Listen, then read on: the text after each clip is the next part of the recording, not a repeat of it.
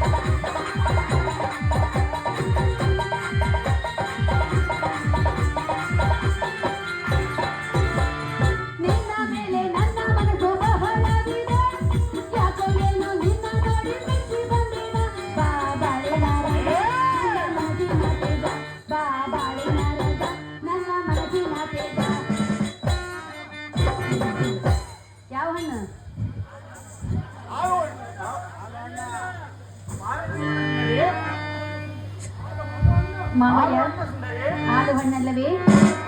ನೀನು ಹಾಲು ಇದ್ದಾಗೆ ನಾನು ಹಣ್ಣು ಇದ್ದಾಗೆ.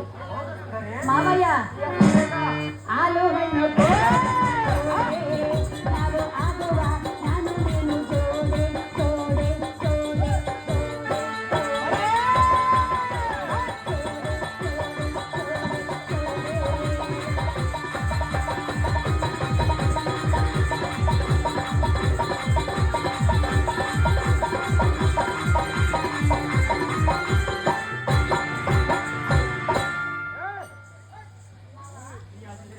ನಮ್ಮಿಬ್ಬರ ಈ ಮದುವೆಗೆ ಸತ್ಯಭಾಮ ಶ್ರೀ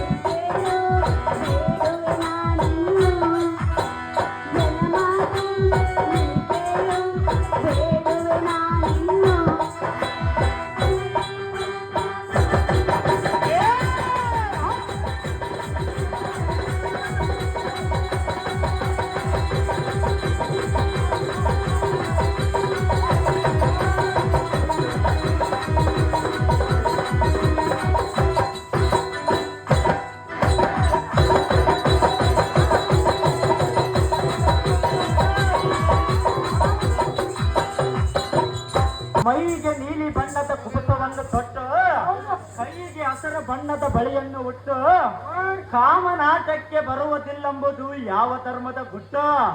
ನಾರಿ ತಿರುಳಹರಿಯನ್ನು ನಿನ್ನನ್ನು ಬಿಟ್ಟು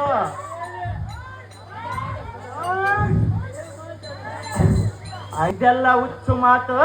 ಸದ್ಯಕ್ಕೆ ಕೈಗೆ ಸಿಕ್ಕ ಫಲ ಅನುಭವಿಸದೆ ಯಾರು ಬಿಡುತ್ತಾರೆ? ನಿನ್ನನ್ನು ನಾನು ಎಷ್ಟು ಮಾತ್ರಕ್ಕೂ ಬಿಡುವುದಿಲ್ಲ.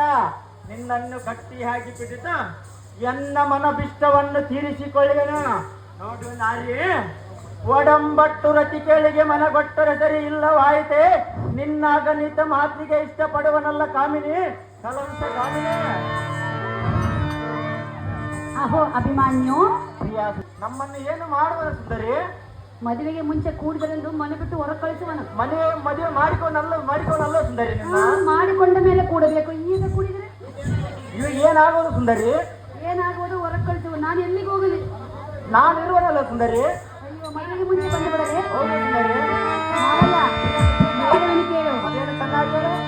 ಒಲವಿನ ಚೆಲುವ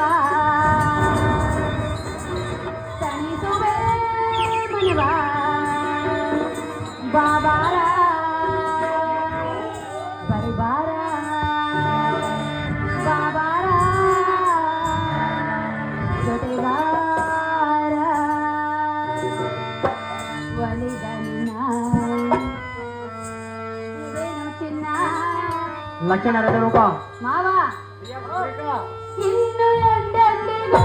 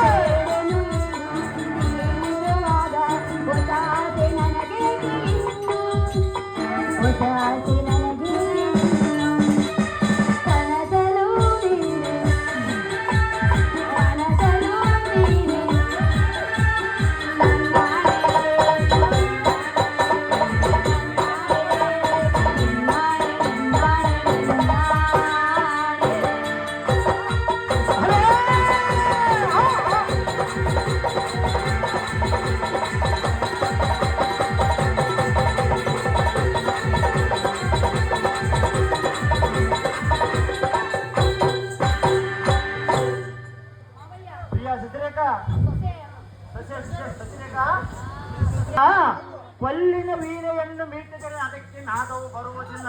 ಆಹಾ. ನಿನಗೆ ನಾನು ಎಷ್ಟು ಹೇಳಿದರೂ ಬುದ್ಧಿ ಆದರೂ ಬರುವುದಿಲ್ಲ.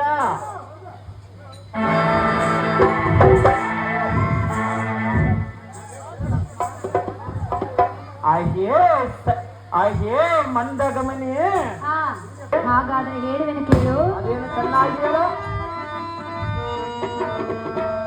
ಲಕ್ಷಣ ಬರ್ಬೇಕು. ಮಾವ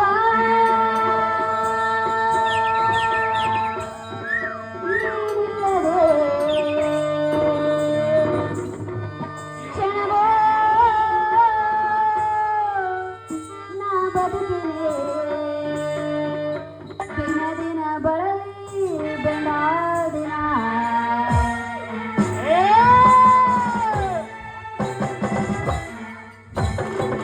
ಮಾವ